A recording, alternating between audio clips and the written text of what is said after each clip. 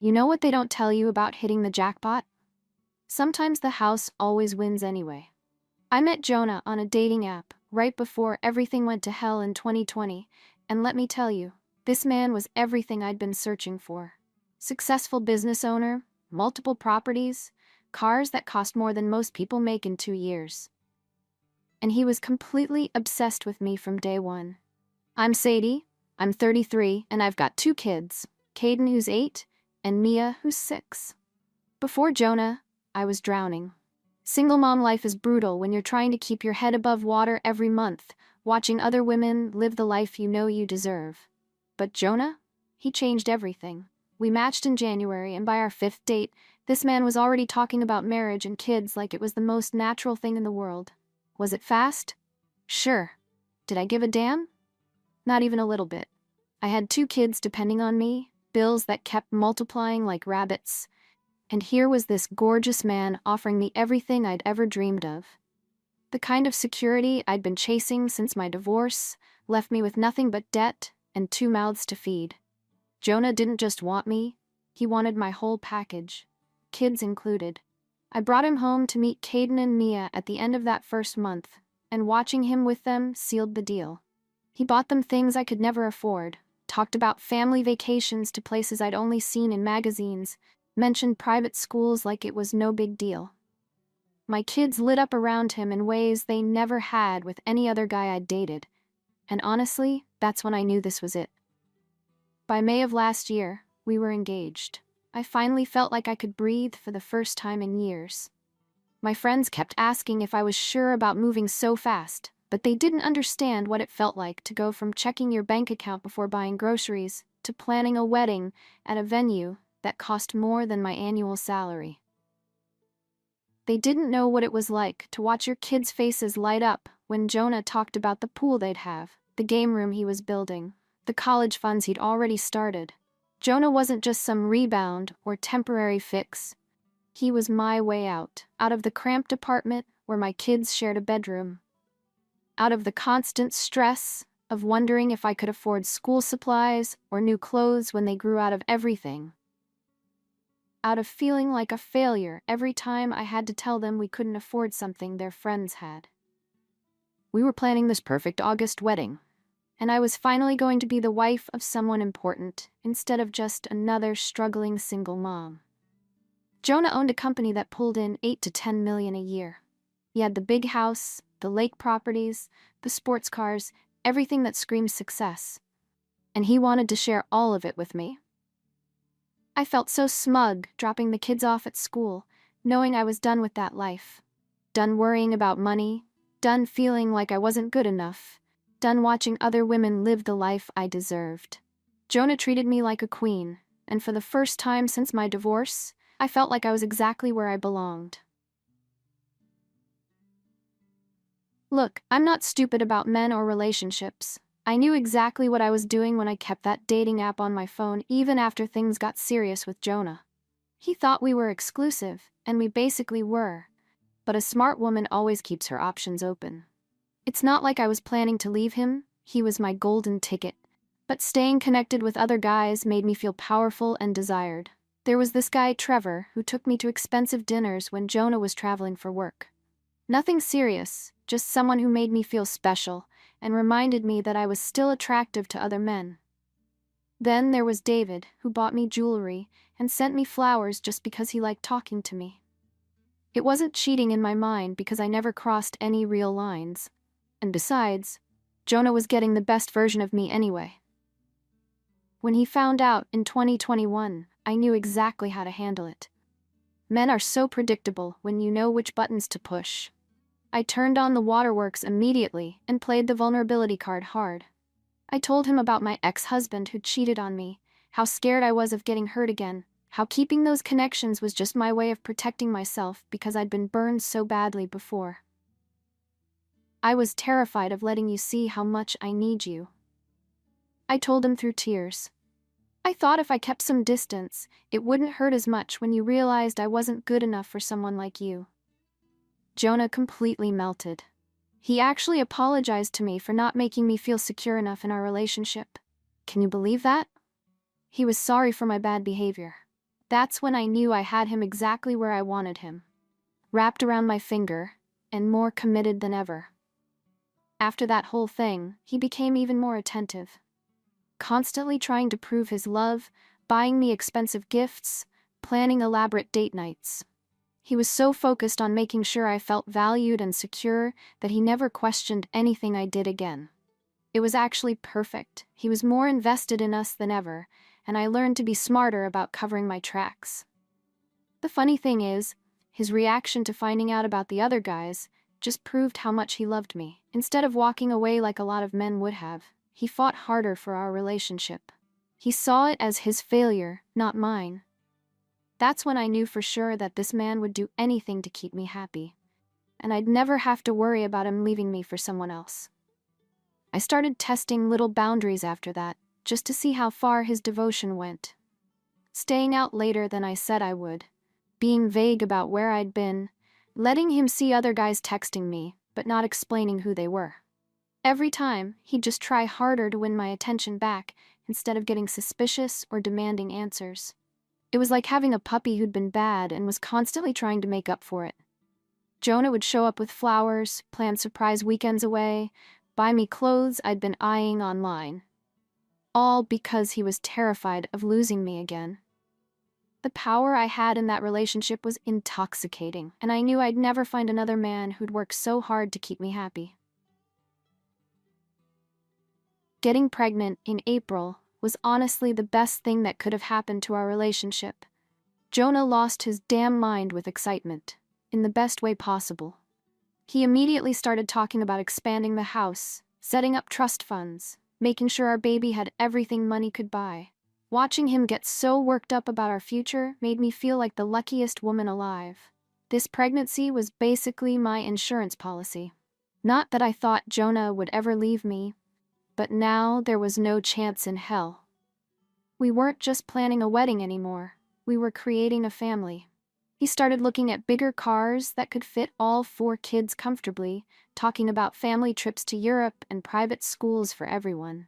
I felt so powerful walking around with that growing belly, knowing I was carrying the child of a multimillionaire. All those other women at school pickup who used to look at me with pity? Now they were asking about my wedding dress and when we were buying our next house. I'd gone from struggling single mom to pregnant fiancé of the most successful man any of us knew. Jonah even started involving Caden and Mia in baby planning, asking their opinions on nursery colors and letting them help pick out clothes during shopping trips. They were so excited about being big siblings, and Jonah made sure they never felt left out or replaced. He was building the perfect family for all of us, and I was going to be at the center of it all. The way he talked about our future made me dizzy with happiness. He wanted to set up college funds for all the kids, buy a bigger lake house where we could spend summers, maybe even get a vacation home somewhere warm for winter trips. This was the life I'd always dreamed of, the life I deserved after everything I'd been through. I loved watching other single moms at school events, knowing they were looking at me with envy. Here I was, pregnant and glowing, engaged to a man who could buy and sell most of their ex-husbands without blinking. I'd hit the actual jackpot, and our baby was going to be born into a life of luxury and privilege that most kids could only dream about. When Jonah's business started doing even better that spring, consistently bringing in those 8-figure numbers, I knew I'd made all the right moves. This man was going to take care of me and my children forever. I was finally going to be somebody's wife, instead of just another divorced mom struggling to make ends meet. The pregnancy also made Jonah even more protective and devoted. He'd rub my feet every night, bring me whatever food I was craving, and constantly ask if I needed anything. I felt like a queen being waited on by the most attentive man in the world. This was exactly how pregnancy should be. Pampered and stress-free, knowing your baby's future was completely secure. When Jonah brought up a prenup in June, I literally felt like someone had slapped me across the face. After everything we'd been through together, after moving my kids into his house and planning this entire wedding, after carrying his child, he wanted to protect his money from me? I couldn't wrap my head around the audacity. Here I was, 6 months pregnant with his baby, about to become his wife, and he was basically telling me he didn't trust me with his precious assets. All that bullshit about loving me unconditionally, about building a life together, about being partners in everything, apparently that didn't extend to his bank accounts. "It's just a precaution," he kept saying, like I was some kind of business transaction he needed insurance on. "It protects both of us and makes sure the kids' futures are secure." But what about my future? What about the security I'd been promised? I didn't uproot my entire life, introduce my children to this family, and plan a wedding just to be treated like some gold digger he needed legal protection from. The man I was carrying a child for, the man who'd seen me at my most vulnerable, was now asking me to sign papers that basically said he expected our marriage to fail. I tried explaining this to him calmly at first. I told him how hurt I was, how it felt like he was planning for our divorce before we even got married. But he kept going on about protecting the business and thinking about what's best for everyone involved. What about what was best for me? What about treating your pregnant fiancé like an equal partner instead of a potential threat? The more he tried to justify it with his logical business talk, the angrier I got. This wasn't about business. This was about him seeing me as temporary, disposable, someone who might take his money and run. After everything I'd sacrificed for this relationship, after choosing him over all the other men who'd wanted me, this is how he repaid my loyalty? "If you really loved me, you wouldn't need a legal document to protect yourself from me," I told him, but he just kept insisting it was standard practice for people with significant assets. Standard practice? I wasn't some random woman he'd picked up at a bar. I was the mother of his child, the woman he claimed he couldn't live without. I felt completely betrayed and humiliated. How was I supposed to walk down that aisle in August, knowing that my own husband-to-be had so little faith in our love that he needed lawyers to write up contingency plans? How was I supposed to plan a future with someone who was already planning for its failure? Every time I brought up how much the prenup request hurt me, Jonah would just repeat the same business-minded bullshit about protecting everyone's interests. He couldn't seem to understand that asking your pregnant fiancé to sign legal documents limiting her rights wasn't protecting her. It was insulting her. I don't regret what happened next because Jonah needed to understand exactly how much damage his prenup demand was doing to our relationship. When talking didn't work, when explaining my feelings didn't matter to him, I had to show him what his lack of trust was doing to our family. I started with one of his expensive crystal vases, the one his mother had given him that he was always so careful with. I picked it up and threw it as hard as I could against the living room wall. The sound of it shattering was exactly how my heart felt when he told me he needed legal protection from me. Maybe that would get through to his thick skull better than words had. But instead of apologizing and dropping the whole prenup idea, he just stood there looking shocked, like I was the one being unreasonable. That made me even angrier. I grabbed the remote control and hurled it straight through his precious 75-inch TV screen. The crash was so satisfying I almost smiled. Let him see what happens when you make the woman carrying your child feel worthless and disposable. "Is this what you want?" I screamed at him. "You want to see what happens when you treat me like some stranger you need protection from?" When he tried to calm me down, like I was having some kind of breakdown, instead of a completely justified reaction to his betrayal, I lost it completely. I started throwing everything I could reach, his stupid decorative bowls from the coffee table, picture frames, books, whatever was nearby. Each crash felt like releasing some of the rage and hurt he'd caused me. Then I went after the bigger stuff. I flipped over our dining room table, watching his expensive place settings smash against the hardwood floor. I knocked over his precious bar cart and watched hundreds of dollars worth of liquor spill everywhere. When that still didn't get the reaction I wanted, I put my fist through the bedroom wall, leaving a hole that perfectly matched how destroyed I felt inside. The look on Jonah's face when I grabbed his Porsche keys and threatened to take his car was priceless. Suddenly, Mr. Meh, business smart, was realizing there were consequences to treating the mother of his child like a potential threat, instead of his partner. I dangled those keys in front of him and watched him panic for the first time since I'd known him. "You want to protect your assets?" I yelled. "Let's see how well your prenup protects this." I also hid his house keys because if he wanted to treat me like an outsider who couldn't be trusted, he could figure out how to get into his own house like one. Let him see what it felt like to be locked out of something that was supposed to be ours together. By the time I was done, his perfect house looked like a tornado had hit it. Broken glass everywhere, furniture overturned, holes in the walls, and his precious belongings scattered and destroyed. That's what his prenup demand had done to our relationship, and now he could see it with his own eyes instead of just hearing about it.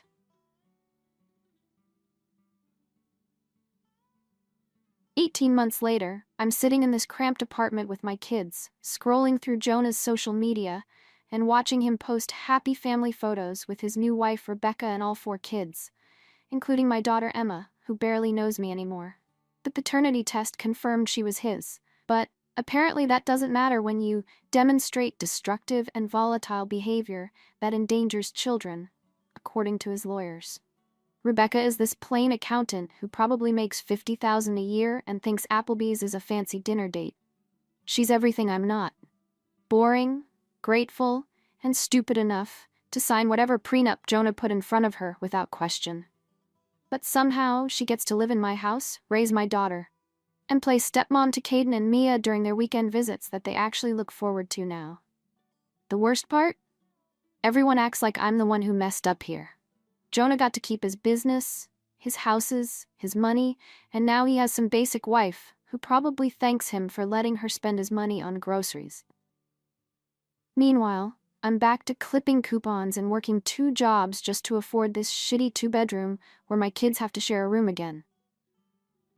My own kids barely want to spend time with me anymore because they're angry about losing the big house and the pool and all the nice things Jonah provided. They keep asking when we can go back to the real house and why Rebecca gets to be there instead of me. Jonah's older kids, Owen and Zoe, won't even acknowledge me when I drop off Caden and Mia for visits. It's like I never existed in their lives at all. The child support barely covers Emma's daycare, and Jonah somehow got primary custody because I showed instability during a stressful period. One bad day, one completely understandable reaction to being betrayed by the man I loved, and suddenly I'm an unfit mother who can't be trusted with her own daughter. My friends keep telling me I dodged a bullet, and that I'm better off without someone who didn't trust me enough for marriage. But they don't understand what it's like watching your ex-fiancé's perfect life play out on Instagram while you're struggling to keep the lights on. They don't have to see their kids' disappointed faces when they ask why we can't go to Disney World, like Rebecca takes them. Jonah's business has exploded since we broke up. Apparently getting rid of me was great for his focus and profits. He bought an even bigger lake house and just posted photos from their family vacation to Europe.